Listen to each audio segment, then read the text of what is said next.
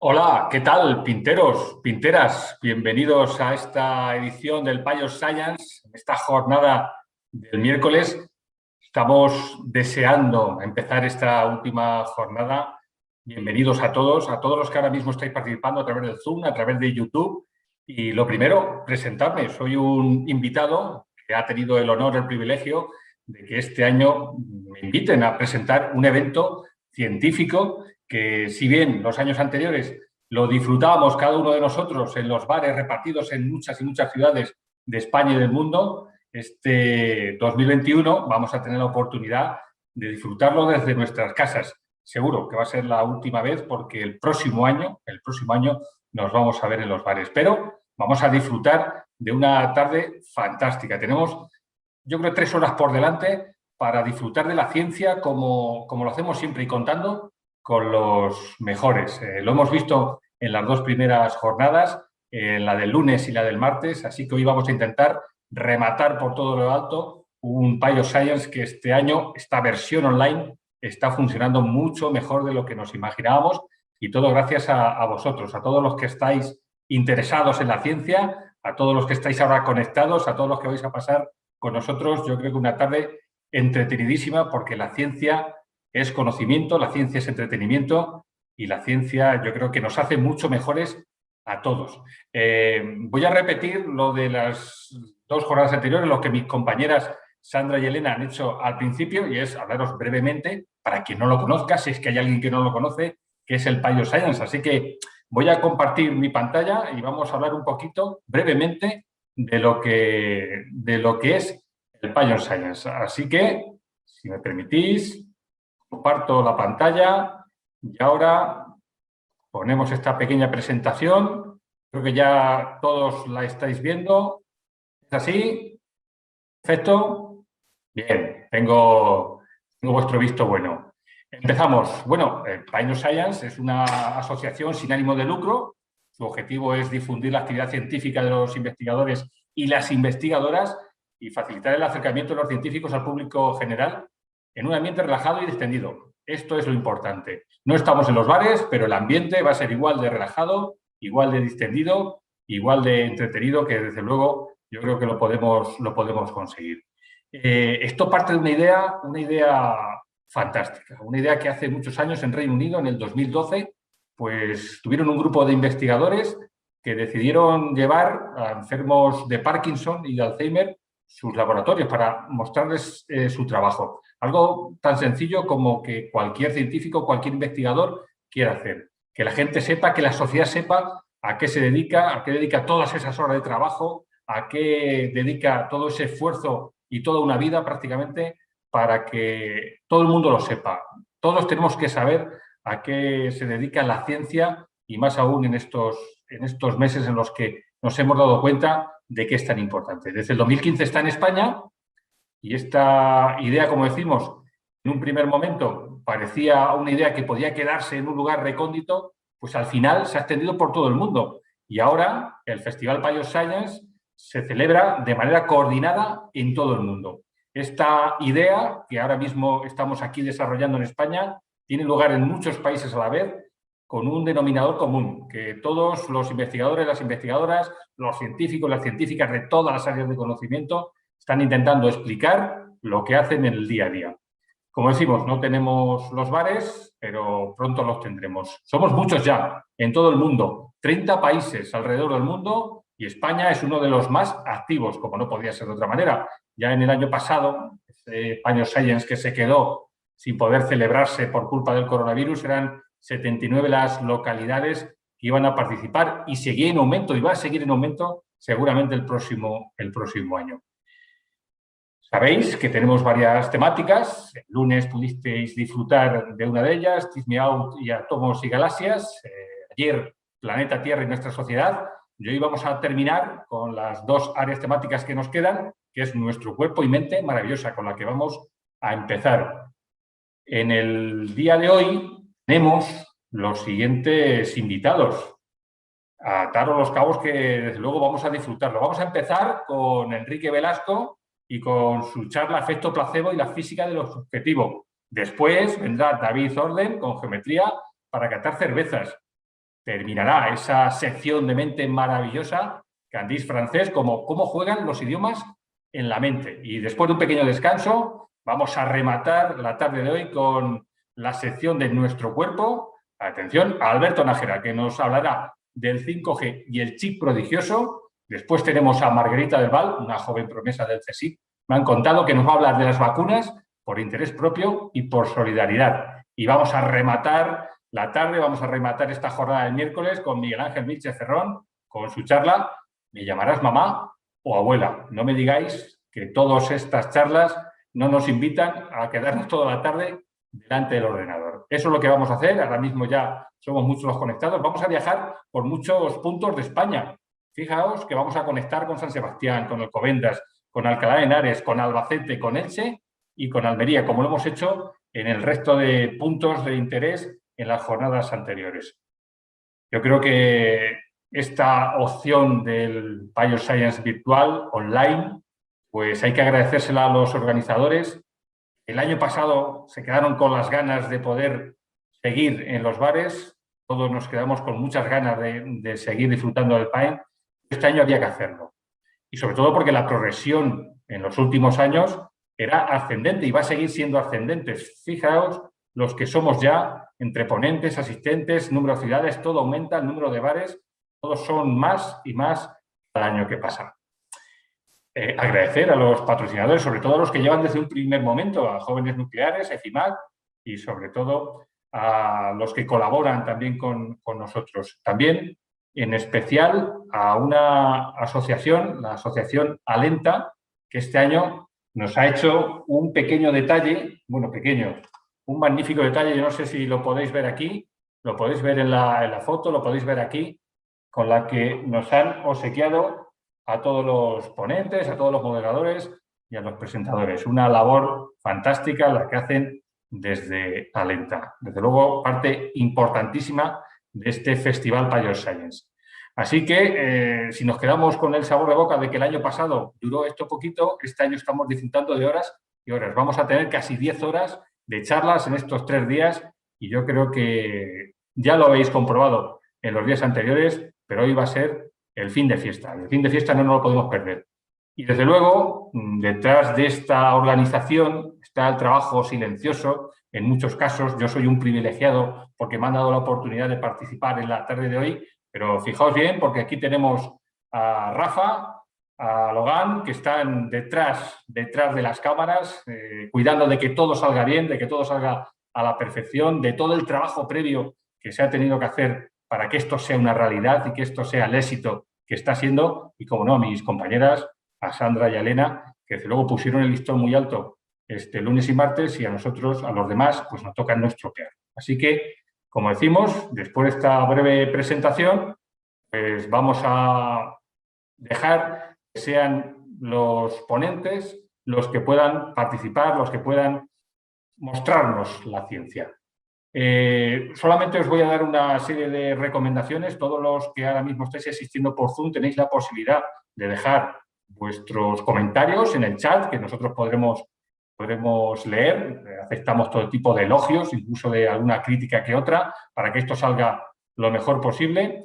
Y también pues tenéis una sección de preguntas y respuestas. Aquí vamos a ir colgando algunas preguntas para que vosotros podáis responder en breve, sobre todo antes de alguna de las presentaciones, para que veáis lo que os van a resolver en esos 15 minutos de charla. Os cuento más o menos cómo va a ir funcionando. Ahora pasaremos ya al primer ponente, pero será el moderador de cada una de esas charlas el que haga una presentación de su compañero. Como decimos, vamos a empezar rápidamente.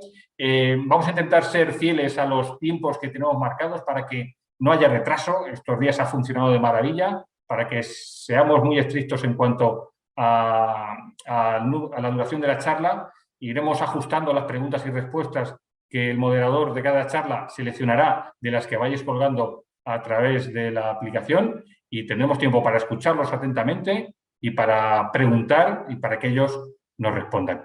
Y yo creo que sin más dilación vamos a hacer nuestro primer viaje virtual. Vamos a saltar a Elche, de Albacete, desde donde estoy, hasta Elche, y allí vamos a tener a Enrique Velasco y a José Antonio Gómez, que es el que nos lo va a presentar. José Antonio, Muy buenas Hola, ¿qué tardes. tal? Buenas tardes desde Elche, ¿qué tal? ¿Qué tal estamos? Bien. Estamos deseosos de que empecemos a exponer lo que tenéis que contarnos. Y nada, te dejo ya los trastos, José Antonio, presentas a Gracias. tu compañero y adelante. Nada, yo quería dar las gracias a todos por estar escuchándonos y quería presentar a Enrique Velasco, que es un fisioterapeuta que hizo un máster en neurociencias en la Universidad Miguel Hernández, en concreto en el Instituto de Neurociencias de San Juan de Alicante, que es un centro mixto del Consejo Superior de Investigaciones Científicas y la Universidad Miguel Hernández. Enrique trabaja en el grupo de la doctora Juana Gallar, en el grupo de neurobiología ocular. Enrique es especialista en neurofisiología del sistema somatosensorial y principalmente es investigador, pero también accidentalmente es docente cuando se lo reclaman. Y además es consultor académico en neuromodulación percutánea para un par de empresas. Y para no quitarle más tiempo, yo creo que podemos escuchar su charla, que va a ser bastante entretenida y va a crear un poco de polémica, seguro. Muchas Enrique, gracias, José. todo tuyo. Enrique, Venga, vamos a ello. Hola a todos, yo soy Quique. Os comparto pantalla lo primero y vamos a asegurarnos de que técnicamente funciona todo como toca. A ver si va bien. Confirmadme si ahí la lo podéis ver tenemos. correctamente. ¿Sí? Tienes que cambiar el modo de cámara. Está el modo presentador, ¿no? Sí, tienes que Vale. cambiarlo. ¿Así mejor? Sí. Lo tenemos. Vale, pues si me permitís que me ponga el puntero y ya empezamos.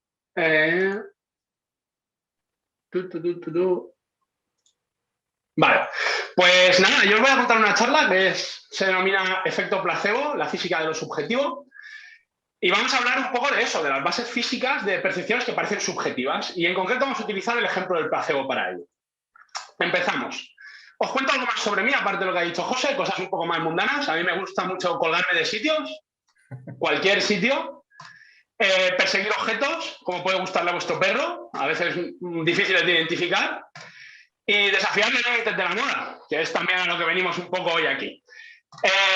Esta es la gente con la que trabajo, principalmente en el grupo de neurobiología ocular, aquí en Alicante, dirigido por la doctora Gallar, pero también he trabajado en el Hospital Nacional de Parapléjicos de Toledo, en la Universidad Católica de Lovaina en Bélgica, y este es nuestro grupo de investigación en fisioterapia con neuromodulación percutánea. Sin más dilación, me meto un poco al trapo. Sobre el daño y el dolor. Veréis, para entender un poco cómo funciona el procesamiento del cerebro humano, lo primero que debemos entender es cómo funciona este. Y un símil que se usa muy a menudo es el de un ordenador. Un ordenador básicamente es una máquina que recibe un input, como puede ser el marcaje de un teclado, lo procesa y devuelve una respuesta. En este caso, un cambio en una pantalla. Nosotros funcionamos de manera un poco similar. Y en el caso concreto del dolor, recibimos un estímulo doloroso, como puede ser un arañazo o una quemadura, lo procesamos en distintos núcleos dentro de la vía nerviosa y eso crea una percepción consciente, a la que denominamos dolor. Pero cuando hablamos de procesarlo o codificar información del sistema nervioso, ¿a qué nos referimos? Un ordenador funciona por código binario, en el que la sucesión de ceros y unos tiene un significado, codifica un mensaje. De la misma forma, el sistema Morse es un sistema ternario en el que los stops, las rayas y los puntos generan un mensaje. En el caso del cerebro no es tan distinto, el sistema nervioso. Aquí codificamos la información en forma de estos eventos, denominados potenciales de acción, que para que lo entendáis son unos, y cuando no hay un potencial de acción es un cero. De esta forma codificamos información en las neuronas. Estos son señales eléctricas que se producen al cruzar cargas eléctricas la membrana de las neuronas, y así crean su mensaje. Vamos a poner algunos ejemplos para entender un poco este modelo de procesamiento como un ordenador. No sé si alguno habéis encendido alguna vez una de estas máquinas del demonio para ponerlas sobre vosotros, pero básicamente lo que hacen es darte muchos tironcitos que duelen un poco y de vez en cuando hay un tirón que duele de narices. En este caso, estamos estirando de un pelo que tiene un nociceptor y al arrancar el nociceptor, este manda una señal dolorosa, un nociceptor es una neurona que detecta estímulos nocivos y se produce una percepción de dolor. Otro ejemplo es este, que seguro que el médico os ha hecho. En él, un estímulo mecánico sobre un tendón es percibido por una neurona sensorial, se procesa en la médula espinal y devuelve un output, en este caso en forma de gesto motor, la contracción del cuádriceps que extiende la rodilla. Pero estos son los ejemplos que encajan con lo que os he contado. Vamos a hablar de algunos que no encajan. Quizá algunos nos estéis viendo, alguno que seáis gente muy fina, nos estéis viendo desde la bañera. Desde la bañera es muy caliente porque nadie se mete en la bañera fría. Y quizá tengáis una copa de Burdeos en la mano, o de Borgoña, o de vino blanco, o de champán, o de lo que sea. Eso no es lo importante. Lo importante es que mientras estáis en la bañera, la temperatura de la bañera es suficiente para activar vuestros nociceptores, pero no os está produciendo una percepción dolorosa. Esto se debe a que no estéis en una situación que suponga una amenaza para vosotros. Al interpretar el contexto, lo tenéis controlado y sabéis que eso va a quemar. Y eso hace que no duela. Por lo que no solo el estímulo doloroso crea el dolor. Eso ya nos da una pista. Otro ejemplo es este. Os voy a demostrar que podéis tener una percepción de dolor sin la activación de vuestros sensores de dolor. Aviso que estas imágenes son un poco fuertes. Por ejemplo, esta primera. A través de la empatía o de ponerte en el caso de, llegas a percibir la sensación de dolor. Esto pasa también cuando vemos un vídeo de estos de caídas y alguien se revienta los contra una barra. Eso es súper típico que dices, uff, me duele, aunque no me ha pasado a mí. Es un input visual que evoca una percepción de dolor. Además, normalmente necesitamos información para interpretar estas pistas visuales. Yo ahora os enseño un pez con dientes y es una curiosidad, pero si os digo que este pez se denomina pacú o pez muerde testículos, el significado de la imagen y la percepción que crea cambian en nosotros por un proceso de empatía, en este caso. Lo mismo ocurre, por ejemplo, en este caso, ya más clínico. Un paciente tiene un alcance con el coche, le dan por detrás y eso produce dolor. Se rehabilita yendo al fisio, yendo al médico, se recupera, pero cuando vuelve al coche vuelve a sentir el dolor en el cuello. Y aunque su tejido ya está curado, esto se debe a una asociación contextual. El contexto del coche me recuerda la lesión y eso vuelve a evocar la percepción de dolor. Esto es un dolor evocado por recuerdos, en el que el dolor es una memoria persistente, carente de estimulación, en este caso dolorosa. Un ejemplo más extremo es este, el dolor del miembro fantasma. Muchas veces los pacientes amputados refieren dolor en el miembro que ya no tienen, en el que carecen totalmente de sensores dolorosos, pero tienen la percepción de dolor. Esto, de nuevo, nos señala que se pueden evocar percepciones asociadas a unos estímulos sin el estímulo. Y esto suena raro, es como ver sin ver o tocar sin tocar. ¿De acuerdo?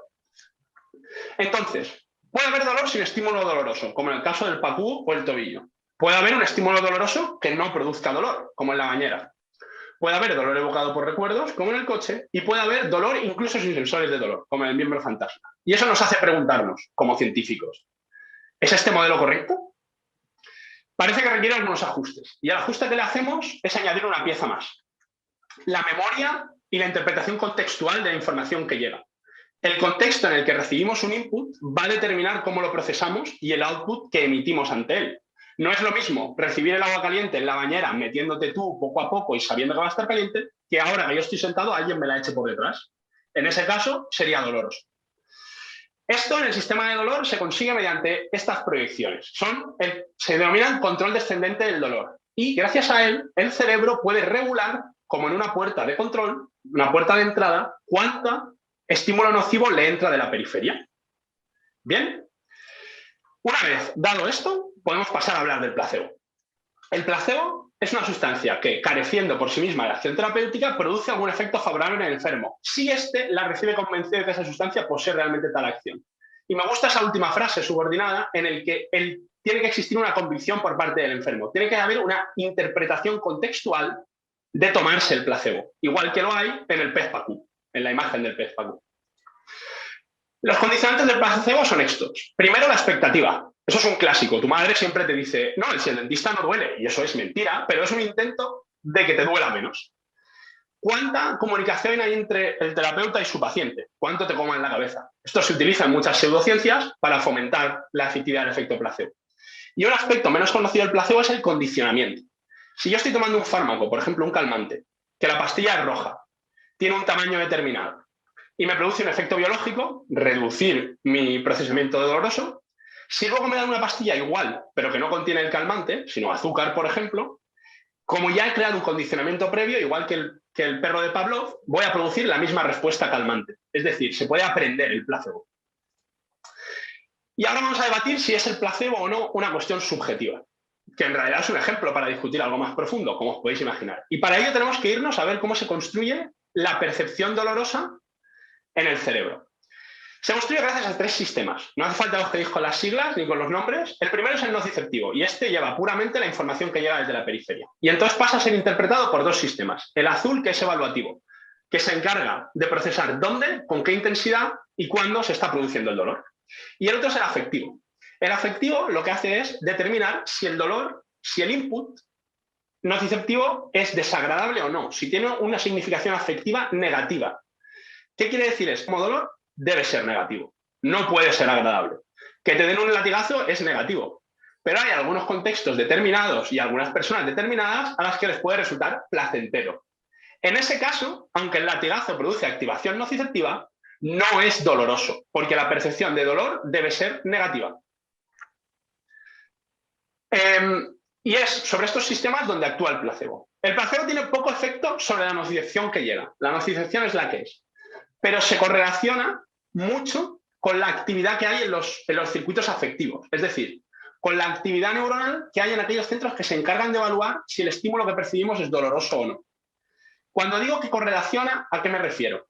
Me refiero a que a más efecto placebo en un paciente, más activación de esos centros.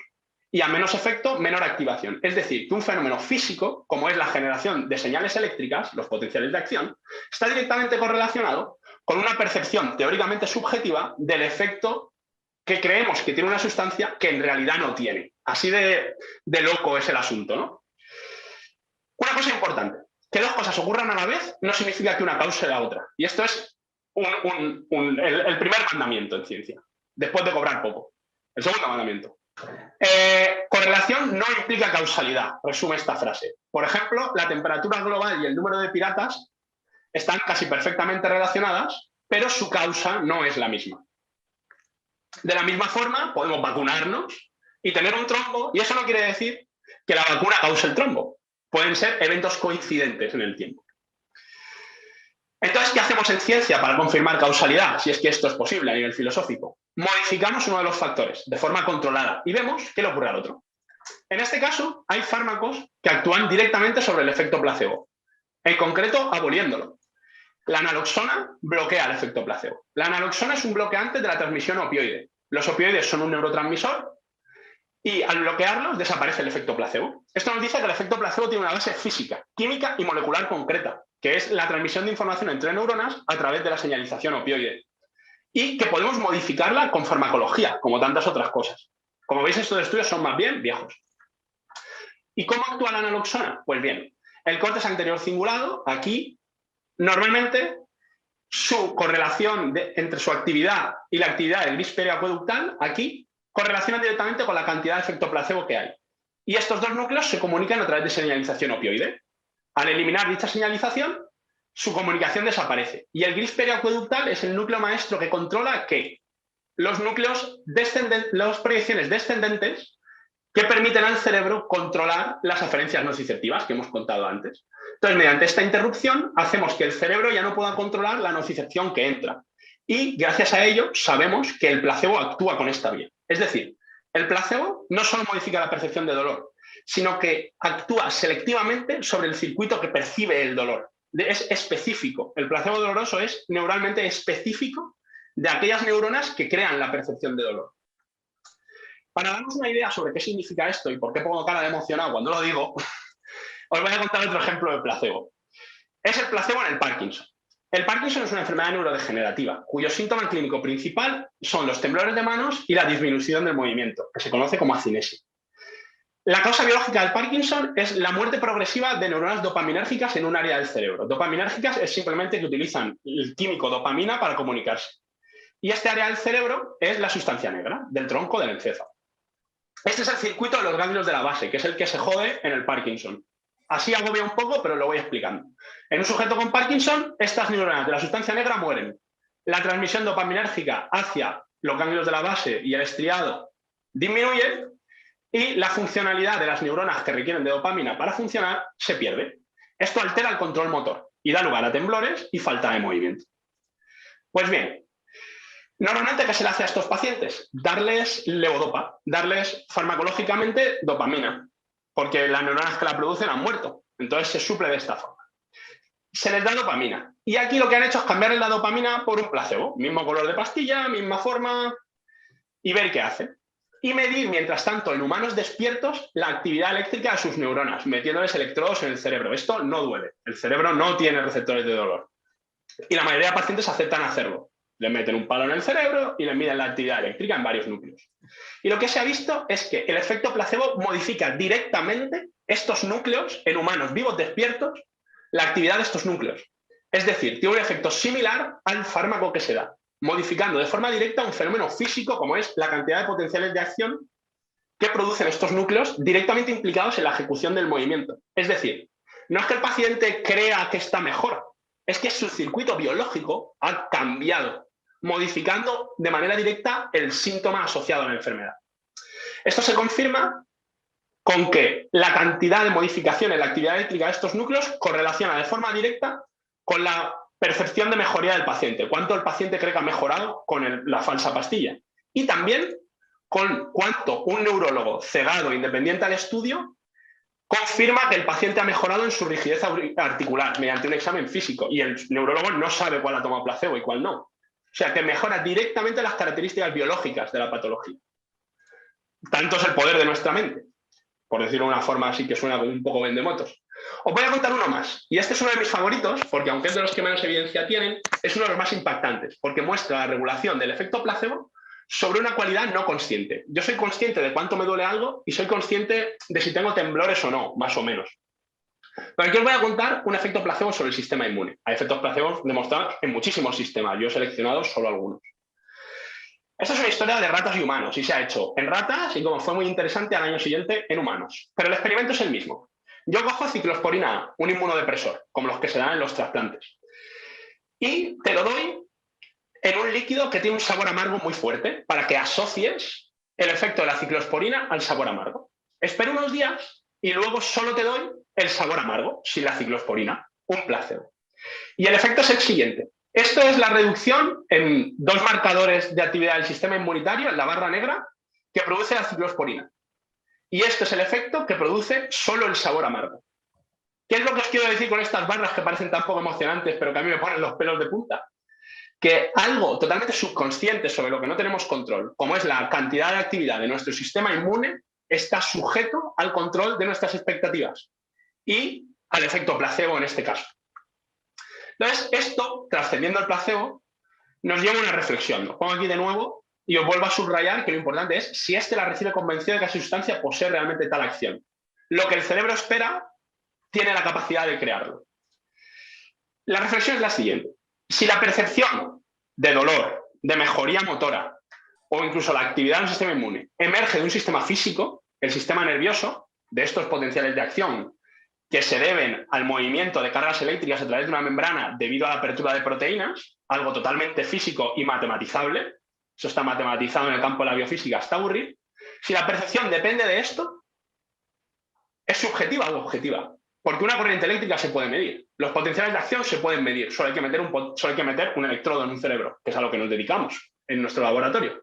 Entonces, ¿hasta qué punto es subjetiva? ¿A qué llamamos subjetivo? ¿Dónde está la frontera entre qué es subjetivo y qué no lo es? Porque si lo subjetivo es aquello que no podemos medir, esto se puede medir y se puede manipular de forma física. La cosa es que si asumimos que no hay una fuerza externa, y aquí cada cual tiene sus creencias, que venga desde fuera para meter conciencia en nuestra cabeza, todos nuestros sentimientos, recuerdos, emociones e intenciones tienen que tener una representación física en forma de comunicación entre neuronas. Y esta representación física son corrientes eléctricas, chispazos y cambios de iones. No tiene más. La base de lo que somos tiene una representación física, incluso de cosas tan abstractas como las creencias que tenemos sobre una pastilla que es azúcar. Y lo que creamos sobre ellas condiciona la respuesta del sistema ante las mismas. Entonces, todo lo que somos tiene una representación física y objetiva. Y esto es especialmente importante en un caso que en mi vida anterior como fisioterapeuta me tocaba muy de cerca, que es cuando hablamos del dolor subjetivo, de la depresión subjetiva, de estos pacientes que se lo inventan, que no tienen un daño tisular. Oiga usted, el dolor no ocurre en un tejido, aunque te corten un brazo. El dolor ocurre en el cerebro. Y en la medida en que ocurre en el cerebro es igualmente válido si te han cortado un brazo o si sientes que te duele el brazo que ya no tienes. todo dolor es subjetivo si subjetivo es la palabra que utilizamos para decir ocurre en el cerebro. Y si subjetivo es la palabra que utilizamos para decir que no se puede medir, no hay nada subjetivo, por lo menos en ciencia. Entonces, os dejo con dos frases en una exhibición de humildad y ego, que es lo que nos caracteriza a los científicos también. Esto lo decía Herbert Kilanki, y él decía que la experiencia me dice que cuando usamos el término difuso para describir un sistema neuronal, estamos reflejando el estado de nuestro conocimiento y no la organización del sistema. Que no sepamos medir algo no quiere decir que no se pueda medir. Y esta es otra que os dejo yo, que es que el subjetivo y objetivo son dos palabras que separan aquellas funciones del cerebro que son conocidas de las que aún no lo son. Muchas gracias por vuestra atención y quedo a vuestra disposición para las preguntas.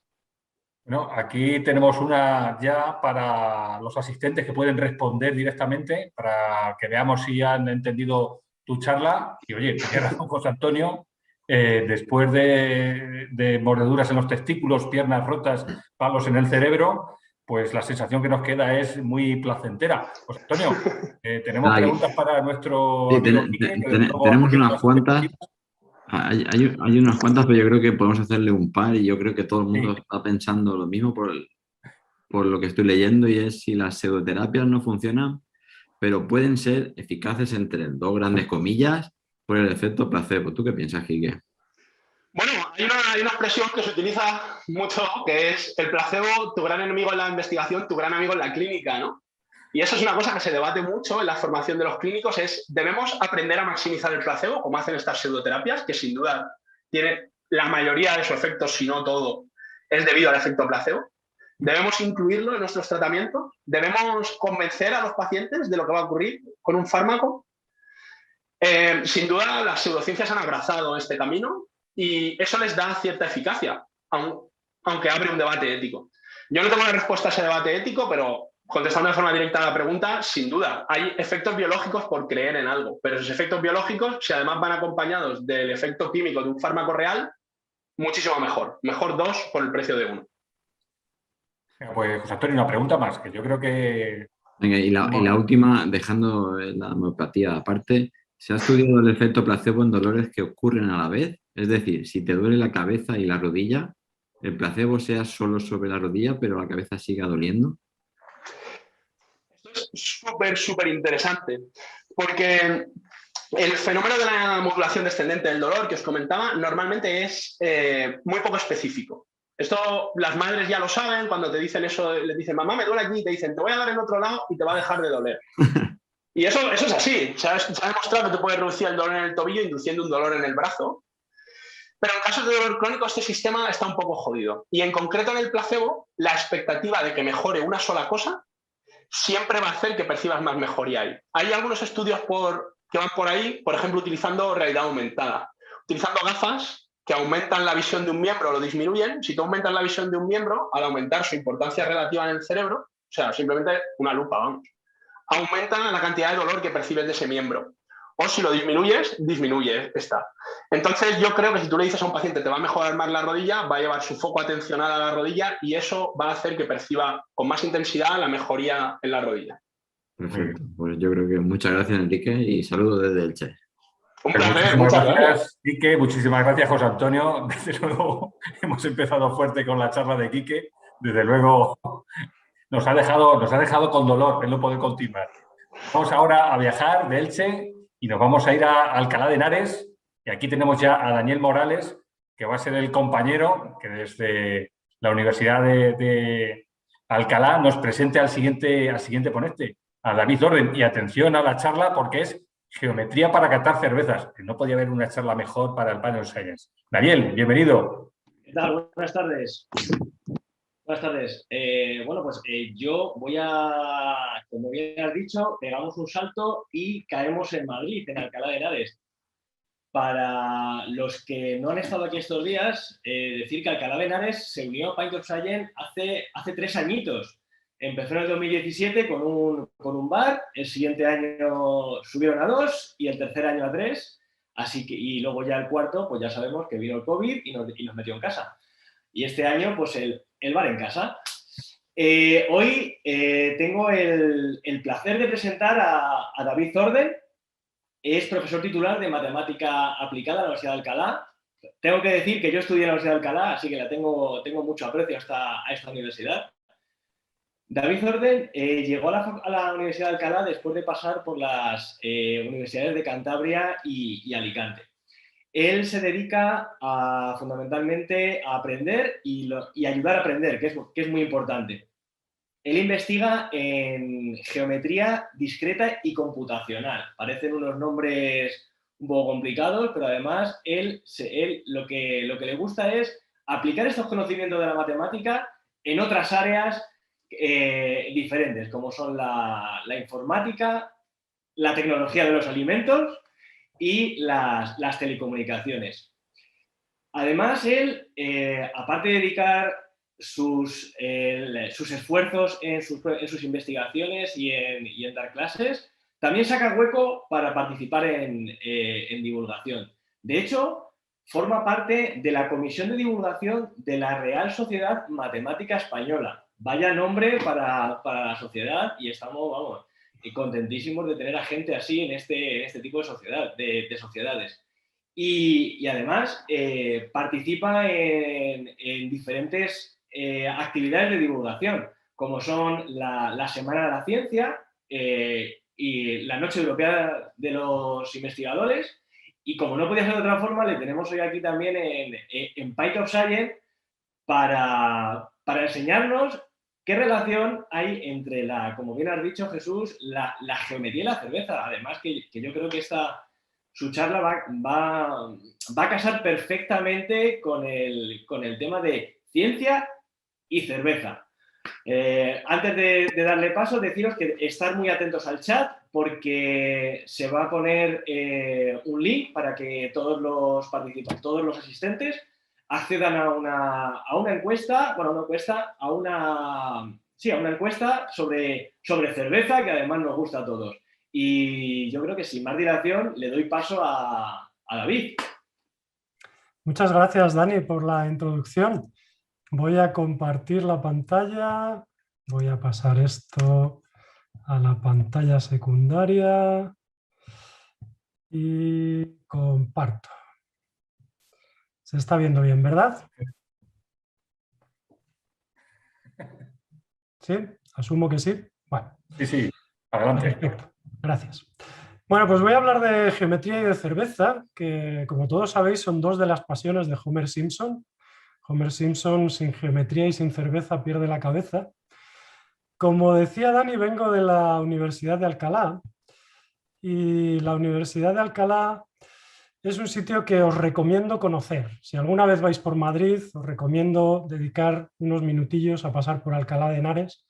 La universidad es una de las 5 universidades en el mundo, la única española, que es Patrimonio de la Humanidad por la UNESCO. Aquí estudiaron gente como Lope de Vega, Francisco de Quevedo, Calderón de la Barca. Esa fachada que veis ahí estaba ya en 1499, acabábamos de descubrir América y ya teníamos una universidad así. Y podéis entrar y podéis ver sitios en los que han estudiado, pues eso, gente como Lope de Vega o Francisco de Quevedo, Calderón de la Barca. La verdad es que es un sitio que inspira y es un sitio que merece la pena conocer. Como decía Dani, yo soy matemático, y si os preguntara qué opinión tenéis sobre lo que hace un matemático, pues seguro que muchos pensaríais algo así: un tipo serio, delante de una pizarra, todo el día haciendo fórmulas, a lo mejor no en traje, sino con bata para que no nos salpiquen las tizas, como dice el meme. Pero en realidad lo que hacemos los matemáticos es resolver problemas. Los matemáticos, desde que entramos en la carrera, nos vamos entrenando para resolver problemas, y cuando seguimos en nuestra actividad investigadora vamos teniendo cada vez más y más experiencia resolviendo problemas.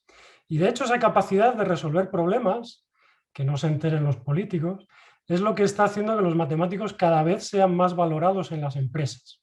Eso de que la nota de corte en matemáticas sea cada vez más alta tiene que ver precisamente con que esa capacidad de resolver problemas nos permite ayudar en un montón de funciones distintas, en un montón de trabajos distintos, en un montón de compañías distintas. Pero en realidad lo que hacemos los matemáticos no es tanto eso como pensar. No necesitamos una pizarra, no necesitamos un laboratorio, y eso es una gran ventaja, porque las matemáticas están por todas partes. Todo lo que nos rodea, estas pantallas con las que ahora estáis pudiendo ver este Pint of Science, tienen matemáticas detrás. Cualquier cosa que veamos en la naturaleza tiene un montón de matemáticas detrás. Y si encima nos vamos a la geometría, pues todavía más. Así que la gran ventaja es que podemos estar haciendo matemáticas en cualquier parte. Y por ahí es por donde empieza esta historia. Todo empezó con ese hombre que veis a la izquierda, Ferran Hurtado, tristemente fallecido, un profesor de la Universidad Politécnica de Cataluña, que allí en Barcelona le invitaron a una cata de vinos. Y este hombre fue a esta cata que formaba parte de un trabajo fin de máster en el Departamento de Estadística y salió de allí y me llamó y me dijo: oye David, los vinos muy bien, pero esto de que usen estadística para unas cosas que al final son puntos en un plano, se tiene que poder usar geometría. Tú que conoces a gente en el mundo de las catas y en el mundo de los vinos, ¿por qué no miras a ver si encontráis una manera de hacer algo geométrico con este método que esta gente estaba utilizando? Así que hablé con esta gente de la derecha, que son del campus de Palencia, de la Universidad de Valladolid, y se dedican tanto a las catas como a los vinos. Y dijimos, bueno, pues vamos a ver si podemos arrancar algo que al final nos lleve a un método mejor que aquel de la estadística. Porque como todos sabéis, la estadística es un poco difícil de entender y es un poco engañosa, porque es esa ciencia que dice que si yo me como 2 pollos y tú te comes uno, en promedio cada uno nos hemos comido un pollo. Pero claro, eso no siempre se entiende bien. Y sin embargo, la geometría es una cosa que tendemos a entender mucho mejor. Pero al fin y al cabo son puntitos, circulitos, cuadraditos, y todo eso probablemente podríamos preguntar aquí que lo entendemos bastante mejor que las cosas de la geometría, de la estadística, perdón. Así que empezó todo con una cata de vinos y tiene que ver con el análisis sensorial. El análisis sensorial es una ciencia que es muy particular porque sabéis que cada ciencia tiene sus instrumentos de medida. Por ejemplo, pues todos sabemos que la temperatura se puede medir con un termómetro. Todos sabemos que la intensidad del viento se puede medir con un anemómetro. En química, pues se puede utilizar un cromatógrafo para analizar los gases. Lo divertido del análisis sensorial es que su herramienta no es algo artificial. La herramienta que utiliza el análisis sensorial es un grupo de personas. Y uno dice, claro, ¿cómo calibramos un grupo de personas para estar seguros de que ese instrumento funciona bien? Pues eso es precisamente lo que tienen que hacer los que trabajan con paneles de cata. Los paneles de cata son un instrumento de esa ciencia que da resultados muy fiables y hay unas normas ISO y unas normas UNE internacionales que te dicen cómo tienes que entrenar tu panel de catadores para calibrar ese instrumento de medida. Y eso es fenomenal, pero tiene un problema. Tiene un problema que es que cuesta mucho dinero y cuesta mucho tiempo. Para el dinero, os podéis imaginar que no se puede catar en cualquier sitio. Ahí veis una imagen de una sala de cata. Las características de la sala de cata vienen recogidas en esas normas internacionales. Tienen que tener unas medidas, tienen que tener unas características de iluminación, tienen que tener un fregadero, tienen que tener un hueco por el que pasar los alimentos de una determinada forma. Todo eso cuesta dinero. Además, lleva mucho tiempo. Entrenar a un grupo de catadores para un alimento concreto te puede llevar 1 año, como poco. Y el problema es que cuando ya los tienes entrenados para ese alimento, si quieres catar otro, tienes que volverlos a entrenar porque hay muchas características que no coinciden. Entonces tú estás detectando el umbral de cada catador para el dulce y después te pasas a otro alimento que es salado y tienes que volver a ver cuál es el umbral de cada catador para el salado y entrenarlo y conocer cuál es el umbral para tenerlo en cuenta al analizar tus datos después. Además de eso, os podéis imaginar que hace falta personal especializado. Esto, como decía, tiene mucha estadística detrás y hace falta gente que sepa de cata y además gente que sepa de estadística. Como todo esto es muy costoso, la gran mayoría de las empresas alimentarias el 97% de las empresas alimentarias en la Unión Europea son pequeñas y medianas empresas, no se pueden permitir tener una sala de cata, entrenar un panel de catadores, tener un experto que lidere el panel y que analice los resultados. Por eso, en los últimos años, han ido surgiendo nuevos métodos que lo que buscan es sacrificar un poco la precisión, pero a cambio ganar en tiempo y en dinero que son necesarios. Uno de esos métodos es el que se llama el mapeo proyectivo. Es un método que es muy sencillo. Al catador, ahora vamos con la cerveza, Homer, no te preocupes, no te impacientes, que enseguida estamos.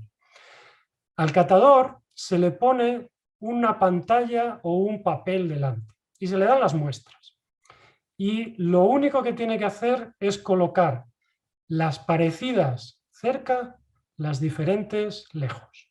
En el ejemplo veis las galletas, el catador ha colocado hacia la izquierda las que son rectangulares, después hay otro grupo más abajo que son rectangulares pero de chocolate, entonces dice, bueno, estas también son rectangulares pero son distintas, las voy a poner un poco separadas. Más hacia la derecha y arriba ha puesto otras que también son de chocolate pero son redondas, y más hacia la izquierda arriba ha puesto otras que son redondas pero no son de chocolate, aunque tienen pepitas de chocolate. Entonces, lo único que necesitáis entender para poder participar en una cata de estas es parecidas cerca, diferentes lejos. Y eso es una cosa que pueden entender incluso niños desde 3, 4, 5 años, y eso es lo que hace que este método sea muy útil y sea muy rápido. Para este método es para el que nosotros hemos desarrollado Sensograph, una herramienta web que implementa un método que nosotros hemos pensado para tratar estos datos. Entonces, imaginaos que 4 catadores han probado unos productos y nos han dado estas 4 respuestas. Y ahora pensad cuál de esas 2 respuestas nos están dando la misma información. Venga, os dejo 10 segundos con este reloj súper geométrico, porque yo soy geómetra. ¿Qué 2 de esas respuestas nos están dando la misma información? ¿Lo tenéis? Bueno, vamos a daros una pista. Pensad ahora en esas mismas respuestas, pero con esas constelaciones dibujadas que os he puesto debajo. Si ahora os vuelvo a preguntar qué 2 respuestas dan la información similar, y os dejo otra vez 10 segundos, seguro que ahora sabéis responder. Muy bien. ¿Sí? ¿Lo tenéis? Seguro que sí. Las 2 primeras nos dan una figura, una constelación que esencialmente es la misma. La de la izquierda es el carro de la Osa Mayor, que todos a los que os guste la astronomía conoceréis. La de la derecha, la segunda, es muy parecida. Tiene un mango 7651 y después tiene un cuadrilátero 1, 2, 3, 4. Entonces, eso nos está diciendo que esas 2 respuestas de esos 2 catadores están queriendo decir lo mismo. Y ese es el primer paso que hace nuestro método Sensograph. Comparar las respuestas para ver cuáles dan la misma información. ¿Cómo hacemos esas constelaciones? De la misma manera que hacían los astrónomos, ya vamos, Homer, tranquilo, no te impacientes. De la misma manera que hacían los astrónomos en la antigüedad. Y es la siguiente. Tomas 2 puntos, por ejemplo el 6 y el 7, y esos 2 sí los vamos a unir. ¿Por qué? Porque si dibujamos la unión entre 6 y 7 y hacemos el círculo que tiene ese diámetro, que es el que está ahí en verde, no hay nadie molestando dentro de ese círculo. Así que el 6 y el 7 sí que los vamos a unir. Sin embargo, si miramos el 4 y el 5, decimos, ¿vamos a poner la unión 4-5? Pues si la pusiéramos, el círculo rojo que tiene esa unión como diámetro, tiene alguien que se mete en medio. El 4 y el 5 no serán tan amigos cuando hay otro por ahí, el 1, que se está metiendo por el medio. Esa es la idea detrás de estos grafos que se llaman, de estas constelaciones. Y esto se utiliza, por ejemplo, para leer las matrículas. Cuando vais por la autopista y demasiado rápido y un radar se queda con vuestra matrícula, lo que está utilizando para saber cuáles son los números y las letras de la matrícula es algo muy parecido a esto. Así que el primer paso de nuestro método es comparar respuestas. El segundo paso ya es súper sencillo. Vamos a mirar cada unión de las constelaciones, vamos a ver cuántas veces aparece. En este caso, la unión del 1 con el 2 ha aparecido 3 veces. En la respuesta de arriba a la izquierda, arriba a la derecha y abajo a la derecha, las que están en verde. Eso nos quiere decir que el 1 y el 2 son bastante parecidos, porque en 3 de las 4 respuestas han estado unidos. Hay 3 de los 4 catadores que han participado que han dicho que esos dos se parecen. Sin embargo, el 2 con el 5 solamente aparecen en la respuesta de un catador. Solamente aparecen en la respuesta de abajo a la izquierda. Eso nos dice que la unión del 2 con el 5 es más débil, no es tan fuerte, porque aparece menos veces. Así que una vez que tenemos esa información, lo que hacemos es poner todos los puntos como si fueran en un círculo, en un polígono, e ir uniendo e ir diciendo qué uniones son más fuertes y cuáles son más débiles, lo que acabamos de hacer. Entonces, en este caso, por ejemplo, vemos que la unión del 1 con el 5 es muy fuerte, pero la unión del 5 con el 6 es muy débil. Y ahora pensad que estáis en vuestra tierna infancia o adolescencia y estáis en una de esas noches de verano en la que hay un grupo de amigos y amigas y con algunos tenéis más afinidad y con otros tenéis menos. Y os vais distribuyendo por el parque y al final se acaban haciendo grupitos, ¿verdad? Pues esto es lo mismo que nosotros hacemos aquí. El 1 quiere ser muy amigo del 5, pero quiere ser poco amigo del 2. El 5 quiere ser muy amigo del 1, pero quiere ser poco amigo del 6. Así que al final el 1 y el 5 tendrán que estar en el mismo grupo, pero el 2 y el 6 pues probablemente no van a estar en ese mismo grupo. Vamos a verlo gráficamente. Lo que hace nuestro método es pensar que esas uniones con esas fuerzas son como muelles, como gomas elásticas con una tensión. Entonces la tensión del 1 con el 5 va a ser muy fuerte y les va a hacer acercarse. La tensión del 6 con el 9 no va a ser tan fuerte y entonces no se van a acercar tan rápido, con tanta intensidad. Le voy a dar y vais a ver cómo pasa esto. Pensad en los amigos en el parque y veis que efectivamente el 1 y el 5 acaban en un grupo, el 2, el 4 y el 8 acaban en otro grupo, el 3, el 6, el 7 y el 9 acaban en otro grupo en el que el 3 y el 7 sí que son muy amigos, el 6 y el 9 están ahí un poquito de prestado. Pero como no tenían otro grupo en el que estar, pues acaban cayendo ahí. Ese es el tercer paso y el último paso que hace nuestro método. Buscar unas posiciones con unas técnicas de dibujos, de grafos, que respeten esas voluntades de los que están ahí, de las muestras de alimentos, ¿vale? Os voy a poner un ejemplo de galletas con pepitas de chocolate. Este es un ejemplo que hicimos probando galletas con pepitas de chocolate de distintas marcas blancas de supermercados en España. Los catadores participaban en certámenes como este cuando podían ser físicos y no online. Y tuvimos casi 350 entre 14 y 30 años. Y además de esas galletas de marca blanca, lo que hicimos fue darles también una galleta comercial, la Chips Ahoy.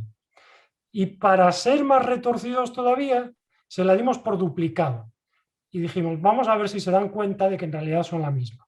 Bueno, pues este fue el resultado que obtuvimos. Como veis, la galleta de día quedó ahí aislada a la derecha.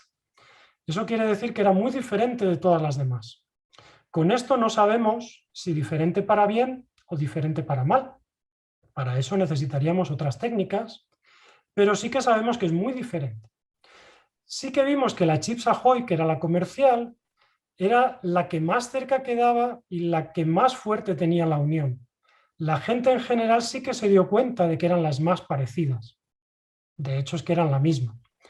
Y lo que vemos también es que hay dos grupos. Hay un grupo con las Chips Ahoy, las galletas del supermercado Gadis y del supermercado Lupa, que son dos cadenas que están sobre todo en el norte de España, cuya marca blanca fabrica galletas Gullón, que está en la provincia de Palencia, también en el norte.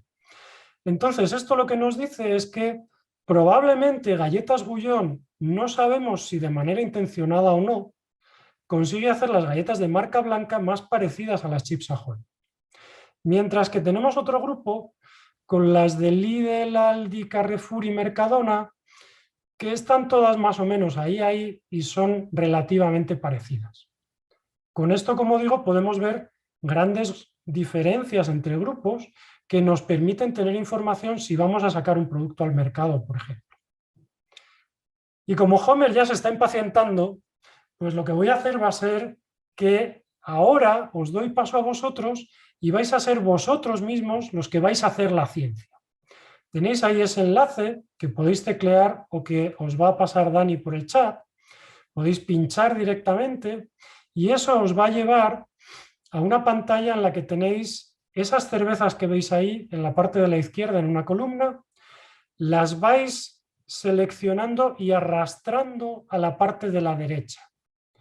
No hace falta que seáis expertos en cerveza. No hace falta que las cervezas tengan alcohol. Podéis haber probado la versión sin alcohol de esa cerveza. Podéis pensar en la cerveza cuando la habéis probado o podéis pensar en la imagen de la cerveza que os transmite la publicidad, el logo o lo que sea. ¿Vale? Entonces, vais colocando, ocupando la mayor parte posible de la pantalla, las cervezas que creáis más parecidas, las colocáis cerca. Las que creáis más diferentes, las colocáis lejos.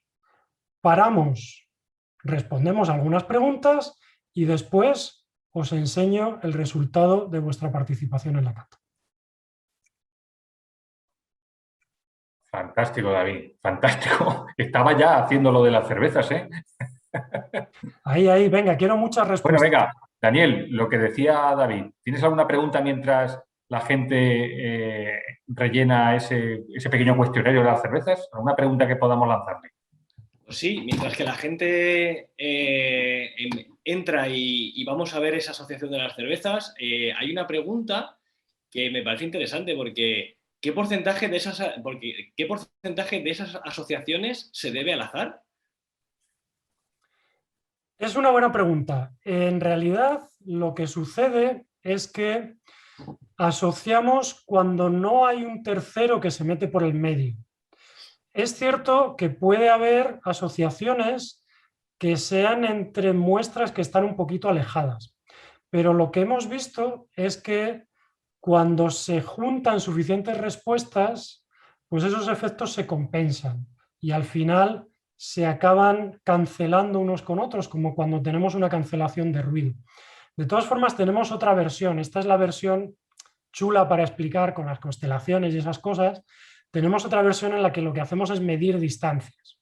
Y ahí sí que no tenemos esa posibilidad de uniones hechas al azar. Muy bien, la verdad es que la charla ha estado muy, súper interesante, sobre todo por esas asociaciones. A mí me ha sorprendido porque, a ver, la imagen que has mostrado de las galletas a mí me parece yo las habría asociado por sabores de, vale, vainilla, chocolate, con pepitas, sin pepitas. Estoy intrigado a ver qué sale con las cervezas, porque yo las asociaría, pues, rubias, tostadas, negras, y a ver... Pero eso lo podemos ver ya, lo podemos incluso ver ya. Venga, vamos allá. ¿Cómo lo tienes? Venga, pues vamos a ver si vemos algún resultado.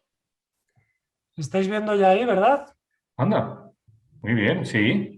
Bueno, pues esta es nuestra herramienta. Tenemos 107 respuestas y podemos mostrar los nombres. Lo que estamos viendo con esto, dejadme que quite algunas de las aristas. Por ejemplo, algo así. Lo que estamos viendo con esto es que la Alhambra y la Estrella Galicia son las que más se están conectando. Aparte de eso, pues la cosa no está tan clara. La Mau sí que parece que se queda un poquito más aparte, ¿sí? Pero la cosa no está tan clara. Podemos volver a ver todas las uniones y aquí no vemos unos grupos tan claramente perfilados como nos pasaba en el ejemplo de las galletas. Probablemente, pues si vamos sumando respuestas o vamos teniendo gente con cada vez más ganas de decirnos lo que piensa sobre las cervezas, pues vayamos afinando. Por ejemplo, aquí ya sí que parece que vamos viendo un poquito más un grupo con la Mau, la San Miguel, la Heineken, la Cruzcampo. Podríamos incluso meter la Amstel también, porque aquí tenemos casi todas estas uniones. Probablemente si yo tuviera que interpretar esto, pues diría que tendríamos un grupo San Miguel, Heineken, Amstel, Cruzcampo, y después ese grupo se une un poquito a la Mau por la San Miguel y se une un poquito a la Estrella Damm por la Amstel. Y después tendríamos aquí otro grupo, Alhambra, Estrella Galicia y Estrella Damm. ¿Qué nos dice esto? Lógicamente esto hay que analizarlo con más cuidado. Las estrellas, pues a lo mejor simplemente lo que pasa es que a la gente le suenan parecidas por el nombre. Por ejemplo, sí que vemos una cosa curiosa, que es que ese meme de la Cruzcampo que dice que tendría que estar alejada del reino de las cervezas, pues no es lo que está opinando la gente que nos está viendo. La Cruzcampo, de hecho, pues está asociando con la San Miguel bastante, incluso con la Heineken. Esto ya nos da una información, como veis, muy rápidamente y muy fácilmente, que para cualquier empresa alimentaria resulta súper útil. Incluso podemos utilizar esto fuera de los alimentos. Podríamos preguntar por partidos políticos, equipos de fútbol, lo que queramos. A veces veis en la prensa estos gráficos de quién se relaciona con quién en Twitter. Esos gráficos son una cosa muy parecida a lo que nosotros estamos haciendo aquí al final. Daniel, David, interesantísima la charla. Vosotros queríais crear polémica también y lo habéis conseguido con las cervezas. Y lo único que me ha quedado claro, David, es que los responsables de que nos multen en las autovías son los matemáticos, claro está. Lo has dicho claro y lo has confesado en directo. Al final a veces resolvemos problemas, pero otras veces los creamos. Muchísimas gracias, de verdad interesantísima tu charla, David. Muchas gracias, Daniel, por la presentación. Y nada, vamos a seguir en esta dinámica y vamos a pasar a los siguientes protagonistas. Muchísimas gracias. A vosotros, gracias, un placer. Y ahora pues vamos a saltar de Alcalá de Henares a San Sebastián, porque allí nos esperan, en una ciudad tan cosmopolita como esta, es un compañero que es italiano, que está en San Sebastián y que va a presentar una compañera que es argentina. Así que, Iván, bienvenido. Tú tienes la posibilidad de presentar esta charla de Candís, que es cómo juegan los idiomas en la mente. ¿Qué os va a contar? Vale, primero, bienvenidos a todos. Y es un placer para mí de presentar Candís Francés, que trabaja aquí en San Sebastián, en el Centro de Estudios Vasco para los estudios del cerebro, el idiomas y muchas otras cosas, como vamos a ver en la charla después. Y una cosa que quiero decir es que es algo muy importante de los científicos en general, que te invito a mirar también la página web del centro donde trabaja Candís, porque ahí hay muchísima otro tipo de investigación que se hace, y especialmente la página que describe la carrera de Candís, que es súper interesante. Ha visitado un montón de países antes de venir aquí en San Sebastián. Ha sido en Estados Unidos, en Argentina, en Reino Unido. Entonces es súper interesante también ver el trayecto para ver cómo la ciencia se desarrolla también desde un punto de vista geográfico para llegar hasta aquí en Donostia. Y nada, me dejo con la charla de Candís, que es un argumento muy, muy interesante. Vi aseguro que en la edición pasada del Pint of Science siempre hemos visto charlas súper interesantes desde este centro aquí en San Sebastián. Entonces no voy a quitar más tiempo. Candice, te dejo el espacio a ti. Recuerdo a todos que si queréis hacer preguntas, siempre abajo podéis, después al final voy a transmitir las preguntas. Bueno, a ver si puedo compartir. A ver.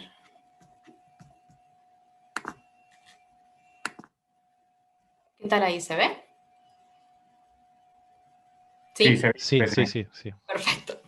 Entonces, como ya dijeron, mi nombre es Candy Francés y voy a hablar sobre cómo juegan los idiomas en la mente. Para resumir un poquito, lo que voy a contar es, primero vamos a imaginarnos que somos niños intentando aprender nuestra primera lengua. Entonces vamos a ver un poquito qué entienden ellos sobre los idiomas, sobre sus sonidos y cómo esto va cambiando en distintas edades. Después vamos a ver cómo aprendemos un idioma nuevo, cómo al aprenderlo cambia nuestro primer idioma y también cómo nuestro primer idioma afecta este nuevo idioma que estamos aprendiendo. Allá vamos. Empecemos con los recién nacidos. ¿Qué saben estos niños? Los recién nacidos pueden distinguir entre idiomas con prosodia distinta. Pero, ¿qué es la prosodia? La prosodia es la musicalidad y el ritmo del idioma. Esto varía dentro del idioma, pero también varía entre idiomas. Les doy un ejemplo. Supongamos en castellano. Les pongo una oración muy simple. Gatos persiguen ratones. ¿Se escucha? Sí, bien. Ahora vamos a complejizar la oración un poquito. Los gatos han perseguido ratones. Y ahora vamos a hacerla aún más compleja. Los gatos podrían haber estado persiguiendo a los ratones. Bien. Entonces vamos viendo que cuanto más alargamos la oración, más dura, ¿no? Y si lo pensamos en términos de sílabas, cada sílaba dura más o menos lo mismo. Todo esto parece muy simple y tiene mucho sentido, ¿no? Ahora, ¿qué pasa si pasamos al inglés? En inglés, perdón, tengo los videos encima. Entonces, en inglés vamos a poner la misma oración. Cats chase mice. ¿Bien? La vamos a complejizar como hicimos con el castellano. The cats have chased the mice. Y la hacemos más compleja aún. The cats could have chased the mice. Ahora resulta que no se alarga en duración. Dura siempre lo mismo, no importa cuántas palabras vamos agregando. ¿Por qué? Porque el castellano tiene un tiempo sincronizado con la sílaba, mientras que el inglés sincroniza con el acento, es decir, con los énfasis dentro de, o sea, las sílabas enfatizadas, ¿sí?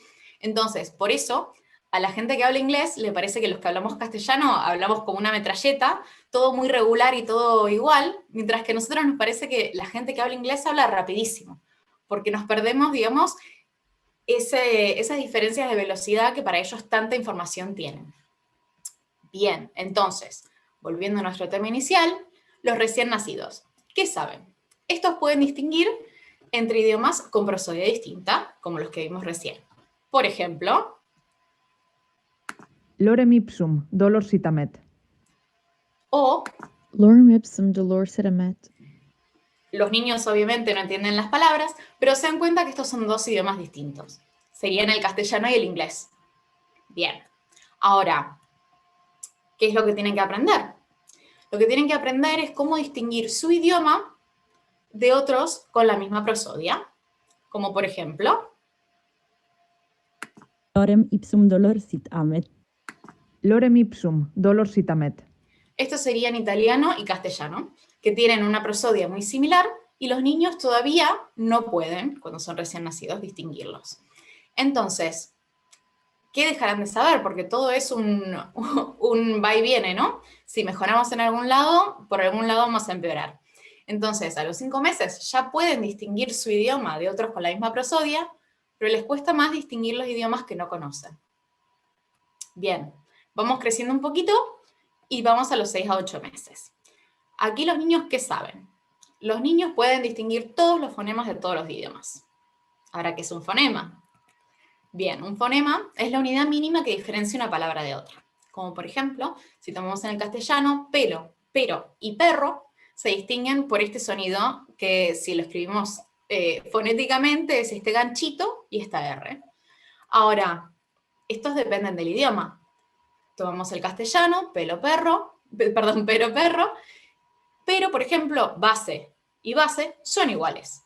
Pero si pensamos en el inglés, pero y perro son iguales, pero base y base son muy distintos.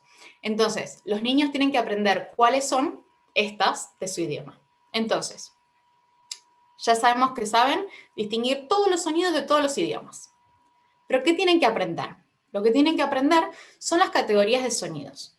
Porque en la realidad, no existe la R, R y D y todos estos sonidos por separado. Es todo un continuo. Pero dentro de ese continuo hay algunas cosas un poco más frecuentes y un poco menos frecuentes. Hay como grupitos.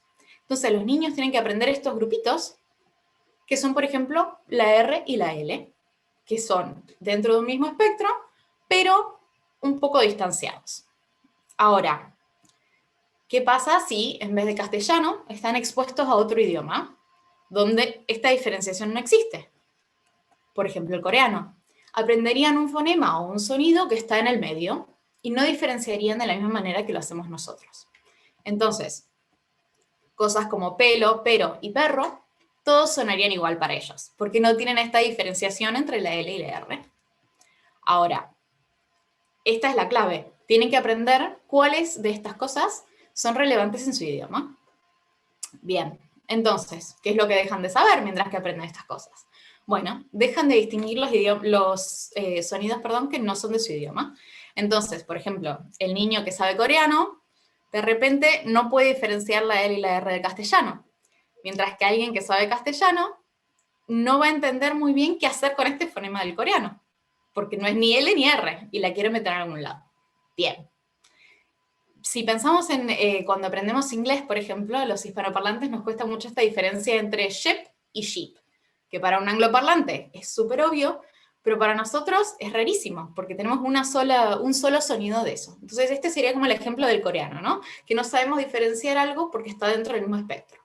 Bien, crecemos un poco más, ¿y qué sabemos de los 8 a 12 meses? Saben que las cosas que se repiten juntas, van juntas. ¿A qué me refiero con esto? Vamos a escuchar un pequeño ejemplo. Calorem lapilorem dalorem solorem. Bien, en el habla pasan un montón de cosas, pero cuando vemos que se repiten, decimos, acá hay algo. Debe ser que es una palabra o una unidad de algún tipo. Bien, entonces, los niños lo que tienen que aprender es a dividir el habla, que es todo seguidito, en unidades según estas repeticiones, ¿no? Por ejemplo, un bebé puede escuchar, hola bebé, ¿cómo te llamas? Qué bonito bebé, ¿quién es un bebé bonito? Y lo que puede empezar a distinguir es que bebé y bonito es probable que sean unidades, porque se repiten juntas. Por ejemplo, si tomamos la segunda B de bebé, esta está seguida de distintas sílabas. Co, ki, bo, mientras que siempre viene B antes. Entonces, esto le dice que si siempre antes de B viene B, es porque bebé va junto. Y así lentamente vamos dividiendo en palabras. Bien, ahora, ¿qué es lo que dejan de saber? Bueno, poco a poco nos empieza a costar más aprender secuencias de sonidos que no existen o no van con las reglas de nuestro idioma. Por ejemplo, es más difícil aprender afdismo que aspilto. ¿Por qué? Porque FD es rarísimo, JM es rarísimo, en castellano no se puede, no existe, mientras que aspilto todo es bastante aceptable. Entonces vamos perdiendo estas capacidades. Ahora, ¿qué es lo que han aprendido los niños hasta ahora? Más o menos al año. Han aprendido la canción de su idioma, ¿no? El ritmo y la musicalidad de su lengua nativa. También los sonidos y categorías de sonidos que existen en su idioma y cuáles son los relevantes. Y por último, ¿qué sílabas y sonidos van juntos para formar palabras y así ir aprendiéndolas? Bien, pero ¿qué pasa si aprendemos otro idioma más? Pánico. Ya sabemos que nuestra primera lengua afecta la manera en que usamos y aprendemos una segunda lengua, ¿no? Por ejemplo, pronunciamos las cosas como si fuera nuestra primera lengua. Les voy a poner un pequeño ejemplo de alguien que habla inglés hablando castellano, o sea que de lengua nativa es el inglés. Hablo castellano como si fuera inglés. Bien, así sonamos cuando aprendemos un idioma nuevo, porque usamos todos los sonidos de nuestra primera lengua y tratamos de aplicarlos a la segunda lengua. También usamos y aprendemos más rápido las palabras que son parecidas a nuestro idioma. Como por ejemplo, es más fácil aprender chocolate en inglés, porque se parece a chocolate, que lollipop, que no se parece en nada a piruleta. También solemos traducir en nuestro primer idioma, a veces con bastante éxito, cámara a cámara, a veces con menos éxito. Carpet, que significa alfombra, solemos pensar que significa carpeta. Complicado, pero todo esto son influencias de nuestra primera lengua.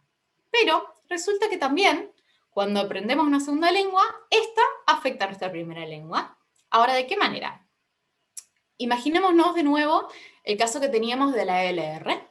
Supongamos que un hispanoparlante aprende coreano. De repente, tiene que juntar estas dos frecuencias y lograr discernir entre 3 sonidos en vez de 2. Por un lado, el oído se le afina para crear 3 categorías. Por el otro, cambia la manera en que habla. ¿De qué manera? Cuando habla castellano, de repente se hacen más extremos las L's y las R's para diferenciarse bien del sonido del coreano. Y si, por ejemplo, aprendiésemos inglés, que tenemos el mismo sonido, la P, que no es exactamente igual. Esto suelen decirlo mucho las teachers del P plosive. Bueno, resulta que nuestra P del castellano se va a ir acercando un poquito más a la del inglés, porque estamos aprendiendo otro sonido. Bien. También cambia las palabras que usamos más seguido. A esta acción le llamaríamos, por ejemplo, ingresar dinero. También se puede decir depositar dinero, pero es menos común. Ahora aprendemos inglés y esto se llama deposit. ¿Qué pasa? De repente usamos el término depositar dinero más seguido e ingresar dinero menos. Bien. También traducimos expresiones y palabras de nuestro segundo idioma a la primera lengua. Como por ejemplo, la gente suele usar la palabra random para decir algo que salió de la nada o algo muy raro, algo aleatorio. Y también en Miami en particular, yo viví ahí, por eso recuerdo este ejemplo muy seguido, usan la expresión te llamo para atrás, que es una traducción literal del inglés I'll call you back, que quiere decir te devuelvo la llamada o te vuelvo a llamar. Que en castellano no tiene ningún sentido, pero es una traducción del inglés. Bien, entonces, ¿qué aprendimos hasta ahora con todo esto? Sabemos que los niños aprenden su idioma de a poquito y en distintas etapas. Sabemos que empiezan sabiendo un poquito de todo y luego se especializan en su lengua materna y van perdiendo un poquito del otro. Usan el ritmo, los sonidos del habla y las regularidades de la lengua para ir aprendiéndola. Y sabemos que aprender un idioma de más grande hace no solo que nuestro primer idioma influya sobre ese idioma, sino que ese idioma también influye en nuestro primer idioma. Entonces, ¿cuál es la conclusión que nos llevamos de todo esto? Aprender idiomas es cosa de niños, pero también es para todos. Muchas gracias, eso es todo. Bueno, fantástico, Candice. Bueno, ya tenemos ahí 2 preguntas que nuestros asistentes pueden responder. Entretenidísima tu charla, de verdad. ¿Tú crees que yo con 48 años puedo aún aprender inglés o eso es algo que ya debo decir? Totalmente. La realidad es que, a ver, muchas veces pensamos que no podemos aprender otro idioma simplemente porque escuchamos que suena muy distinto cuando hablamos nosotros y que tenemos un acento muy fuerte. Pero la realidad es que eso es lo menos importante. Si aprendemos la gramática, el vocabulario y todo eso, ya aprendemos el idioma. Entonces, se puede, a cualquier edad. Bueno, tenemos preguntas para Candice, que seguramente está deseando responder. Sí, las preguntas aquí están apareciendo una después de la otra. Son todas muy interesantes. Creo que más o menos todos están preguntando qué pasa al cerebro cuando se aprende dos idiomas. En particular, en general, piden cuántos idiomas un niño puede aprender como para ser bilingüe. ¿Cuál es el límite más o menos, por ejemplo? Si hay. La realidad es que no hay un límite, pero hay que tener en cuenta que las horas del día son finitas, ¿no? Tenemos 24 horas al día y si sabes 2 idiomas, tenés, no sé, 8 horas de exposición en uno y 8 horas en el otro. Si aprendes 20 idiomas, tenés menos de 1 hora en cada uno. Entonces, todas las diferencias que vemos entre los políglotas y los niños monolingües tienen que ver con eso, que hay menos exposición. Entonces, realmente no hay un límite. Pero hay que tener en cuenta que es más difícil aprender más lenguas a la vez, simplemente por tener menos exposición. Y otra pregunta que más o menos veo que aparece bastantes veces es, cuando se aprenden muchos idiomas, además de los que tú has explicado muy claramente en la charla, hay otras cosas que pasan en el cerebro, como otro tipo de mecanismo que se crean, afectan las capacidades del cerebro, por ejemplo, en general, además de los sonidos y el utilizo de palabra distinta. O sea, decís más a nivel neuronal, cerebral. Sí. Si las personas que hablan 2 idiomas son distintas a las personas que hablan solo uno, al final. Esa pregunta es muy, muy, muy polémica. Hay gente que insiste que sí, gente que insiste que realmente no. que es lo mismo que aprender a, no sé, hacer malabares, por ejemplo, o hacer una danza, o aprender música. Simplemente el usar más el cerebro y las capacidades y hacer cosas complejas nos ayuda a mantener el cerebro, digamos, más activo, más joven y funcionando mejor.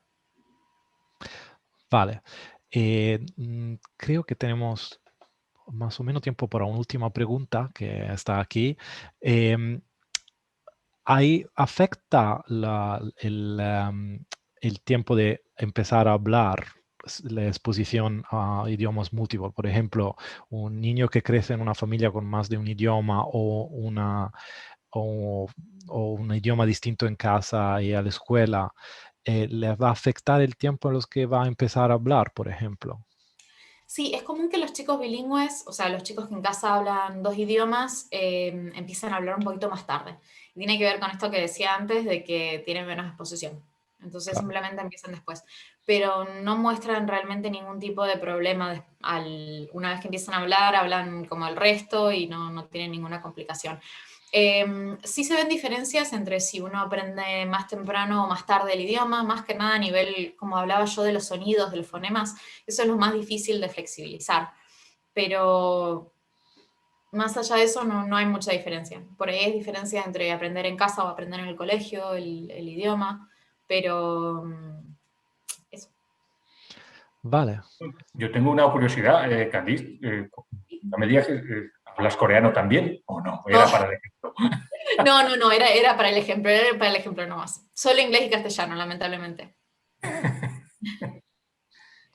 Vale, yo creo que podemos más o menos pasar a la pausa. Creo que estamos ahora en el... Mira, Candice, qué buen comentario que tenemos en el chat. Soy traductora de inglés y profesora de inglés y algunos de estos conceptos los comento a mis alumnos.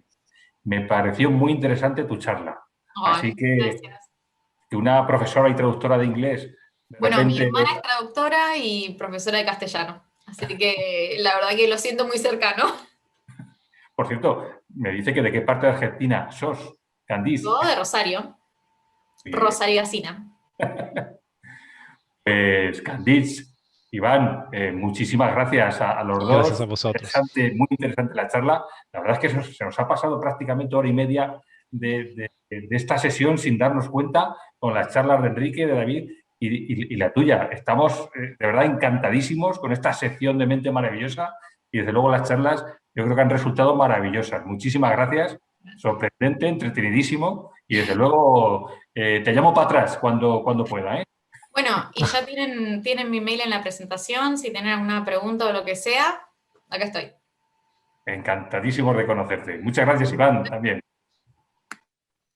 Bueno, y además vamos de maravilla con el tiempo. Hemos cumplido a rajatabla con esta primera sección de Mente Maravillosa, tanto que yo creo que nos va a dar tiempo a hacer un pequeño descanso, a respirar un poquito y volver con todas las ganas para nuestra última sección, la de nuestro cuerpo. Yo creo que son las 19:53, a las 20:05 vamos a volver. Tenemos 3 ponentes, a Alberto Nájera desde Albacete, a Margarita del Val desde Alcobendas y a Miguel Ángel Vilches desde Almería. Así que a todos los que estáis ahora mismo conectados, 250 en Zoom y muchos más en YouTube, os animo a que descanséis muy poquito, respiramos, nos tomamos un tentempié y volvemos enseguida con esta última jornada del Pion Science Online. Así que gracias y desde luego no desconectéis y vamos a seguir este nivel que estamos mostrando en esta última jornada. Muchas gracias a todos.